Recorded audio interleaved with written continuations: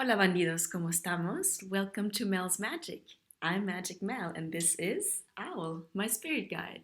Welcome to episode 11 of season 6, guys. And it's the auspicious full moon in Scorpio. And there's a whole bunch of eclipses going on and damn. Have you been feeling that crazy energy? Shadows coming to the light for us to look at, no more carpet sweeping. Truth having to be told, is that correct English? It's all good though. It's all good. I feel this process of just having to face what we're in denial of, or what we'd rather not look at. It's not working anymore. The universe keeps on dishing it up. All these old cycles, old patterns for us to look at and really ask ourselves truly, does this still serve me? Are you going to speak your truth or are you going to deny it again? And every time we swallow our truth or our anger, it goes against us. So all of these opportunities keep on coming up, especially with eclipses. I hope you're doing well though. You like my headdress? It's a Balinese headdress. I think that's from my brother actually, from the ceremony. But here at Mel's Magic Official, we like to switch things up, and it's kind of burlesque also. So voila. And I haven't posted a video for 5 days now because I kept on saying, oh, I'm doing all this research. When I'm ready, when I have enough, when I've concretized, clarified my message, then I'll post it. But I'm like, you know what? Just get on the video, press record, and go for it. Trust that your subconscious has all of the knowledge already, processed all of the information, and something useful will come out. Voila. So it's often this for me, putting off the moment until I'm ready, and then it just never happens. There's a saying, well, I wrote it down on one of my reminder cards. The dream is all good, but the action comes first. So just to say that it's important to actually take action and not just keep it as a dream. So voila, finally got my behind on the chair and I'm pressed record, and here I am. And I wanted to see, what cycle we're closing here with the full moon. It's interesting because I have synchronized my personal moon cycle with the full moon. And I've come to regard it as a sacred process. It's no longer something to be shameful of or to disregard or to just get over with. It's something that really makes me aware of my own body's cycle in synchronicity or in tandem with the cosmic cycle. And now that they're actually literally in tandem, parallel, I'm like, wow, double ritual, double awareness going on here. So yeah, it's a full moon again, time to take a pause, regroup, and just check in with ourselves. What has happened since the last new moon? What has come full circle? What can we be thankful for? What can be released before we welcome in the new, and what can be just appreciated in this time of pause and spaciousness. Interestingly enough, after my Marie Kondo stint this week, I've really paused and I started to watch two of my old videos, and it's crazy how 3 weeks ago or 2 weeks ago, I think, check Mel's Magic season 6, it was 2 videos where I spoke about, where I actually pulled the devil card. And the devil card is not, we use it as a term for an energy, usually having to do with attachment, ego-based fear, obsession, negative thinking, mind loops, anything that keeps us stuck and in bondage, so to speak. And I was wondering that time when I pulled the card, I'm like, oh, I wonder what the devil is, because it was in the future coming up energy, fast forward to now. And I realized in my own life that the devil had totally sneaked in the back door. And it came through fear and stress. That was the manifestation. And when I realized that that was the devil energy I had to grapple with personally, I'm like, damn, sneaky bastard. So something to be aware of, let me know if this resonates for you, is that the devil energy, which feeds on fear, thrives when we're stressed. Because usually when we're stressed, we're up in our head, we're disconnected from our body, we're in just overdrive mode. We're in lack energy because we think we have to keep on doing. We can't afford to pause. We're not checking in with our wisdom. We're not connected to our body.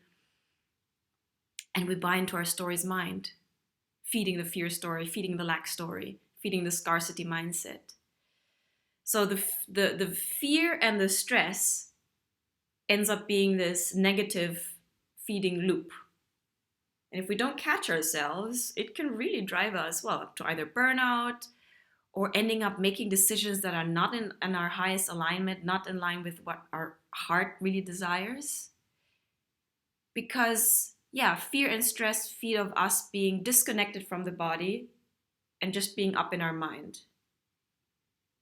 So I had to really regroup and pause, notice that I was tired, notice that, yes, all of this moving around is all good, but that I was pushing myself too hard again, old programming of mine. And that in the process, because I was tired and up in my head, I literally said yes to a few things that my body said no. And I had to really regroup and actually cancel those decisions because they caught me off guard. They caught me in a state where I was not fully connected and fully there, fully present with my entire being. I was deciding from a part of me that was just my head's consciousness, not my full body consciousness. So that's something to watch out for. Let me know if this happens to you. Do some old patterns, old way of thinking, old habits sneak in when you're stressed, especially? Let me know. It's definitely something I'm aware of now. And yeah, it made me chuckle because I'm like, all right, devil, I'm going to bookmark that one. I'm going to be on guard, i.e. more present, more connected in the present moment. Less likelihood for the unconscious devil to sneak in, because when I'm present, my awareness is more present, is more there, my light of my consciousness, and I can be slightly more aware. It's never 360 degrees. I mean, I wish, but I have a better sense of my being and of the quality of my being to make informed decisions, not from a fear-based state, from a stress-based state. So there we go. I want to say that. What was the other thing? Yeah, so I'm just regrouping. Oh, I know. Remember the episode where it was entitled Allowing the Next Step to be Revealed? Check that video out. Check it out. Because I'm telling you, it's there. And the other video was A New Cycle Begins. I think it was the last video of episode 5. Check it out. Check out. Scroll through my old videos. There's always something there that might resonate. So worth checking out. So that was that. I'm in yin mode, i.e. slowing down. So it's when we slow down that we can perceive the signs that the universe presents to us. And I'm being okay with not knowing what the next step is. I'm proud of myself that I said no to those opportunities that were a form of the universe checking in if I would settle for that. And I said, no, I want more, I want better, I want joy, I want expansion. I want to make choices that come from that expansive feeling and that lead to my higher expansion and not keep me proverbially safe in my old patterns, in my own thinking, no. So I'm proud of myself for having created that spaciousness, and I'm just chilling. I'm just like, okay, bring it on, guys. You show me, guide me. What is the next step? And I'm I'm being curious. I'm taking this curious approach, like a child again, kind of going out, okay, what's the sign? What is the guidance? What are my internal nudges? Where's my curiosity leading me in this present state of limbo land or in between worlds? And a former version of me would totally freak out, because a former version of me, which was more fear-based and mind-based, would need to know what the next step is. It would totally freak out in this not knowingness, allowance, just spaciousness.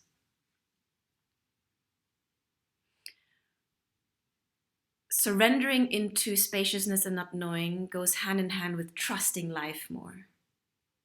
And that is a whole process that we get to through our own journey, healing journey. And that's actually something I wanted to pick up on, Because I know I've mentioned several times in my videos, you got to do the internal work, you got to heal yourself, you got to do that. Yes, but, ojo,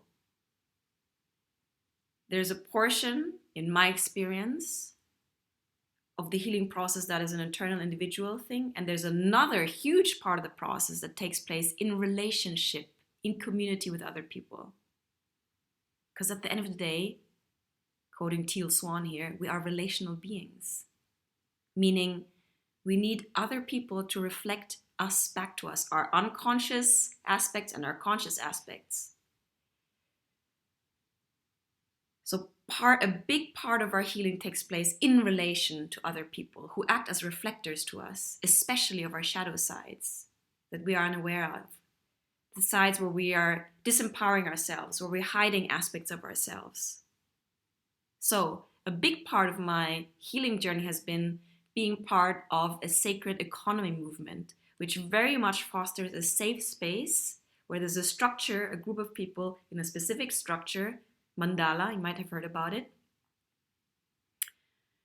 Each one having a position in this movement, we're all in movement, and each one having a specific reflector position. And this has been essential, especially for Mel's magic official, Magic Mel, connecting to her voice, which in this case is the wind element, connecting to our truth, connecting to our deep voice and sharing it. Sharing our voice not only to share our truth, but to potentially inspire other people. Because guess what? The truth is inspiring. I'm not just talking about me. The truth per se, your truth is inspiring. When you speak from your core, when you actually even say how you really feel, that is something inspiring because it means that you're bold enough and courageous enough to actually say what's really on your mind. And not for the sake of being right, but for expressing how you're feeling, your reality. Because your truth is very much linked to how you're feeling, how you're really feeling.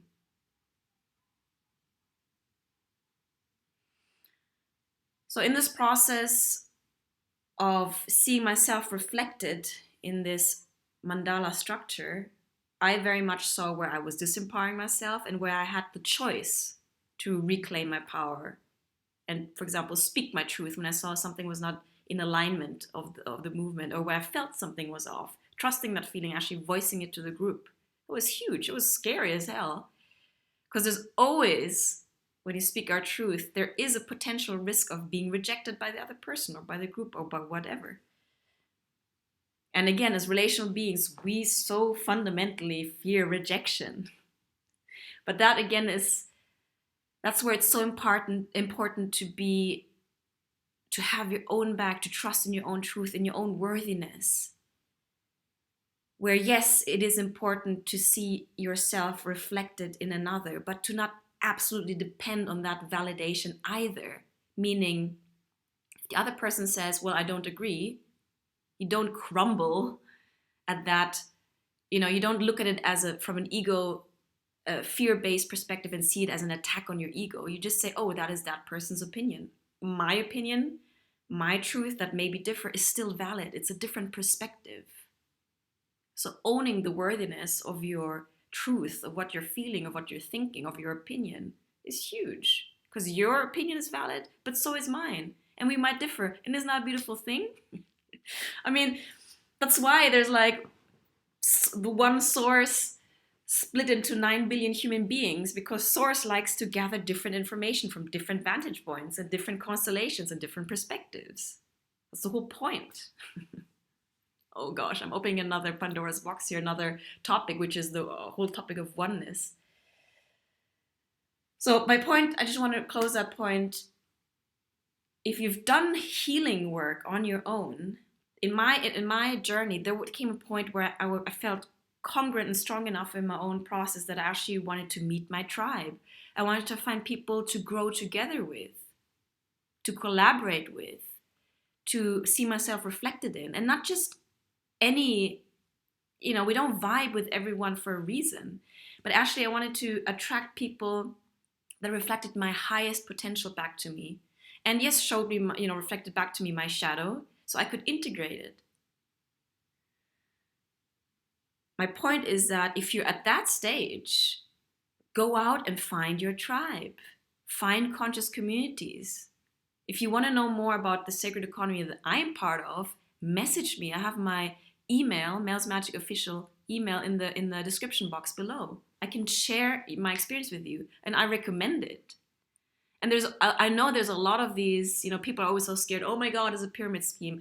I have to chuckle at that because, guys, the Matrix is a pyramid scheme. First of all, let's look up the definition of a pyramid scheme, where there's like the pyramid, there's a few people constantly at the top benefiting and a whole bunch of people retaining at the bottom. That is a pyramid. Yes, I get it. Look at the world out there. Look at the old Matrix that's falling apart. It's a bloody pyramid scheme. Let's get things right. The movement I'm talking about is all about individual empowerment.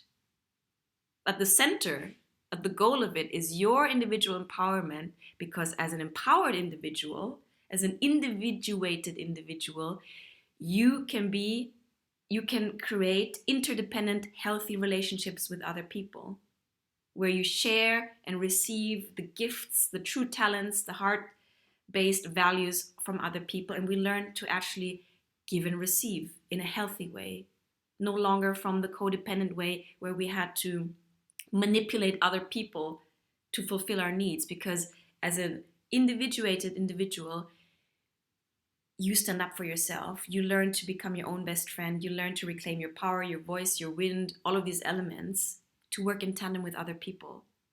Because guys, do I need to quote Charles Eisenstein to back up my argument? The next step is sacred economies, local economies, where we give and receive, not necessarily anymore. I mean, who knows what the future is? Maybe in monetary terms anymore, but in terms of energy, in terms of talents, in terms of, hey, I can do this, you've got this, let's share, let's exchange. Because we cannot get rid of the concept of economy. It forms part of our humanity. We trace back history. We always exchanged value for a certain thing. The question is, what do we value nowadays, and how does this exchange take place, and at the cost of what? The old paradigm, the old matrix is crumbling by itself because the old structure is dysfunctional, is toxic, is not working anymore. We've pushed it to the extreme. Mother Earth is completely depleted. You are depleted from exhausting yourself, from feeding a system that doesn't actually fulfill you, and that's constantly thriving on you not feeling good enough, so you consume more. It's an endless loop. And yes, there's a huge disempowered mass of people, while a few benefit. It's a zero-sum game. So the old paradigm, the old matrix is crumbling and creating chaos, but it's a good thing, because out of chaos, something new can emerge again. And it's not even about maybe recreating the wheel, reinventing the wheel. It's taking structures and purifying them. And it doesn't mean, I'm not coming from a Puritan perspective where we have to abdicate all sensual pleasure and be all extremist about it. No. It's about injecting new vitality, new consciousness into a structure. Structures at the end of the day are not a bad thing. I don't like to use this dichotomies, good and bad, but you know what I mean? The toxic thing. Structures are just like any tool. Depends how you use it. Depends what your intention is, what your goal with the structure is, with the tool is. Let's take a knife, for example. I mean, you can kill someone with a knife, or you can prepare a delicious meal with a knife. The tool per se is innocent. It's how you use it, to what goal you use it. Same with the internet. Same with the mandala, which kind of has a bad rep out there, because people see it in the wrong way and just look at it in a mechanistic way. They just come in, I'm going to put in some money and, hit the jackpot and then receive money. No. The essence of the mandala movement, of a dream weaving movement, I'm part of mandala movement, is your personal empowerment journey, which is an internal journey that takes place in a community of people, a group of higher frequency people that hold you to a certain standard, that won't allow you to deny your shadow, that actually allow you to look at your shadow and integrate it, whilst also creating financial abundance. And let's be real here. Let's not segregate financial abundance from earthly abundance, from spiritual abundance. We are abundant beings, period. There's just stuff blocking us from that. And financial abundance is one topic I also had to grapple with. I was so unconscious of my own programming and limiting beliefs and trauma related to money. My lack mindset, it was so ingrained that I didn't even question it because it was so normalized in my own being. It felt unfamiliar to my nervous system to talk about money, to ask for money, to see money as just a purely energetic exchange, as a symbol of the true currency, which is my energy. And to really, come face to face with money. Money is a symbol. Money is an amplifier. Again, like a tool. If your intention is generosity and amplifying your abundance, that is aligning your personal will with the divine will, that abundance will generate, that is based on generosity, will amplify your generosity, and you'll be able to share more. If you're coming from greed and lack and want to use money in that way, okay, you might have a lot of money, but it will amplify your greed and your lack. That's what money does. So let's be clear about our intentions here. Let's not blame structures or tools. Let's trace things back to the initial intention. And let's not vilify also structures or movements that try and do something different here. Gifting economy is something beautiful. Even capitalism, I need to look this up. At the core essence, we're talking about human capital. You have human capital, you have talents, gifts to share. And I keep on saying it. If you don't tap into that and share that, I feel, Magic Mel says, the world is a poorer place because the world needs your abundance, needs your gifts, needs your voice, needs your stories, needs your experience, needs your joy. So the beautiful thing about being part of this sacred economy movement is we look at money as an amplifier of our intention to amplify our abundance, to be larger vessels of our abundance and to share it with the world. So if you're tired of the old toxic system, maybe I'll make a whole other video about it, but I'll start now. We're looking for people who want to join our community. So if you're a trailblazer, if you're courageous, if you're looking for someone new, we're not looking for just anyone. I'm not looking for anyone because I'm actually, we're teamwork here.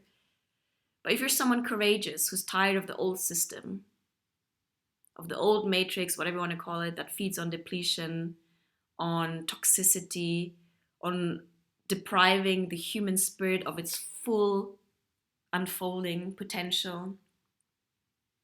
If you're sick of all that, if you're sick of doing joyless work, if you're tired of feeding into a system that you don't believe anymore, that you know is depleting not only yourself, but the planet, natural resources, your own inner resources.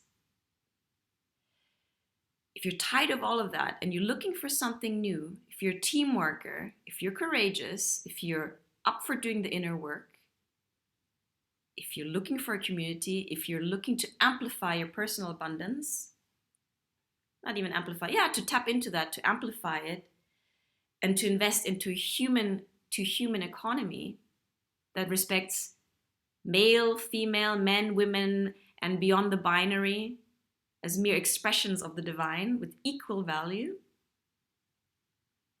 that actually looks to create sustainability, long-term vision, that is in tandem with the natural cycles of acting, young, and being, resting. If you want to be part of the trailblazers, then message me. I can tell you more about it. Well, I don't know how we ended up talking about this, but I think it's important. I'm reading, Eisenstein, and from my own experience, it's the time, it's in the zeitgeist now. We are in a huge period of transition. It's happening. And people will slowly trickle towards these alternative ways of being that offer a new vision. Because Universe Lord knows we need a new inspiring vision. We need a new myth. Joseph Campbell said it way back. We need to revitalize the myth. We need to write a new story. And actually embody and claim and own the fact that we are the authors of our own story and that we can write a different story. It's time for us to mature and realize that and change timeline. Because the timeline we're currently on, well, at least the mass, it's like Ouroboros, but in the bad sense. It's eating its own tail. It's neurotic, psychotic. It's like suicidal in that sense. It's not even that difficult to envision something different, guys. It's being a radical. And radical means going back to the root, to our essence, to our humanity and our divinity. That is a huge aspect. We have so much potential. We are evolving. We're currently exiting Kali Yuga, which has been the spiritual dark ages and the Iron Age, and we're entering a new golden age. In alchemy, we call it transforming lead, iron into gold. Transmuting lower vibrational energies, fear, greed, anger, shame, guilt, powerlessness, up the emotional scale into gold, into joy, into freedom, into love, into bliss. We're never static, that's why we're like barometers as human beings. It's a constant process, but we have the potential and the power to do that, to literally alchemize our frequency, to literally change the frequency of the planet collectively. But it needs to happen individually. And this takes me back to the importance of doing it in community. A community will thrive on the health, on the wholeness, whole meaning holiness, of the individual. And Carrie Kay, I'm going to quote her video also, has a beautiful video where she talks about going from self-consciousness, 3D self-consciousness that feeds on I'm not enough, I'm not good enough, I'm in lack, into self-awareness, 5D consciousness. Self-awareness is being aware of the self. Being aware that the divine is not somewhere out there, although, okay, that's another argument. We could argue that the divine is in everything, but that it's also within you. Gosh, I'm hearing some noise, so I'm getting distracted. But basically, there is no healthy community, no healthy society, no healthy civilization, humankind, if you are not healthy, if you don't have a sense of yourself. That's why the healing process is so important, because when we carry the stuck energy of our traumas and unprocessed emotions in our body, our vibration cannot ascend. We cannot reach true joy if we haven't really looked at our pain and our powerlessness and transmuted that. And by that saying, I mean those lower vibrational energies have their place, they have their use, they have their value, because you also, Carl Jung, quoting Carl Jung, cannot experience heaven, so to speak, which is joy and bliss, if you haven't really sunk into hell and experienced powerlessness and guilt and all that stuff. There's no lotus without the mud. That's why the lower stuff is not bad. It's necessary for us to reach the higher ones. But we got to do the process. We don't really stuck down there forever. We want to reclaim our divinity, access our psychic gifts, our connection with the divine, our communication with the divine, with the angels, with your guides. And that happens when we're at a certain frequency. So healing is important. Regaining your sense of self is important. Stepping out of this, yes, neurotic, self-consciousness. Oh my God, what is so-and-so thinking? I need to do this so they think of me like that. How am I looking? That's all 3D. Coming back into your own sense of self, your worthiness as a human being, as a divine human being, connected to your gifts and your truth, and sharing that with the world, enriching the world again, creating a different story, creating a more colorful world and story with your unique tune, keynote, vibration, being that specific part in the larger symphony of the universe. I mean, it's called the universe. What is that? One song means one song. But if you take the metaphor of an orchestra or of a symphony, there's all these different instruments playing. You take one instrument out, the symphony will be off or will be missing something. So let's say there's like, what? Come on, musicians, help me out. There's like the cello, contrabass, violin, clarinet, all of these different instruments. And one is not better than the other. They're just different. That's why we also can't compare each other. You're different than me. You're exceptionally unique in your tune. Let's say you're a clarinet and I'm a flute. Both of our tunes are necessary in the larger symphony, in the universe, in the song of the universe. So accessing your own unique alignment, vibration, and shining that out to the world, playing your keynote, singing your song, speaking your truth, will enliven and contribute to the symphony of the universe. Isn't that beautiful? You know, at the core message of Mel's Magic Official, there are some core recurring themes, but it's important to restate them and to say it in a different way each time, because we forget things. We kind of, miss the point or miss our goals or stray off base, and then need to find our way home again and remember, oh, what am I actually doing? Why is this important? Why does my joy matter? Why am I important? Who am I? You are important. You are invaluable. Your voice is important. Your healing is important. As you heal, you tap into, you feed that higher frequency into the collective. You raise everyone's vibration, because we are all connected. That was another thing I had to get my head around. We are. So, a few points I want to summarize. Number 1, let me know if that resonates. Devil energy, ego attachment,